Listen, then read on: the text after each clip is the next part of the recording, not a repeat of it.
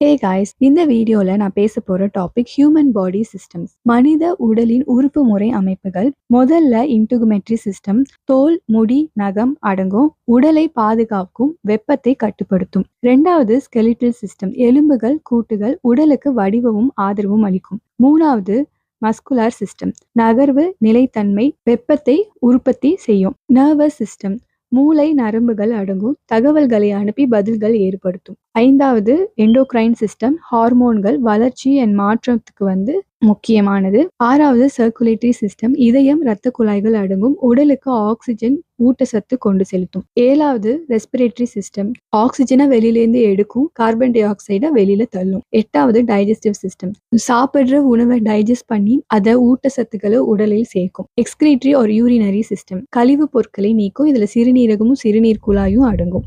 பத்தாவது reproductive system, இனப்பெருக்கத்துக்கானது. ஆண் பெண்ணுக்கு தனி உறுப்பு அமைப்புகள் இருக்கிறது. 11வது லிம்பாட்டிக் இல்லைன்னா இம்யூன் சிஸ்டம், நோய் எதிர்ப்பு சக்தி, நுண்ணுயிர்களுக்கு எதிரான பாதுகாப்பு கொடுக்கும். அதாவது மைக்ரோ ஆர்கானிசம்ஸ்க்கு அகெயின்ஸ்டா நம்மள ப்ரொடெக்ட் பண்ணிக்கும். நன்றி. நெக்ஸ்ட் வீடியோல பார்க்கலாம். சேனலை சப்ஸ்கிரைப் பண்ணிக்கோங்க.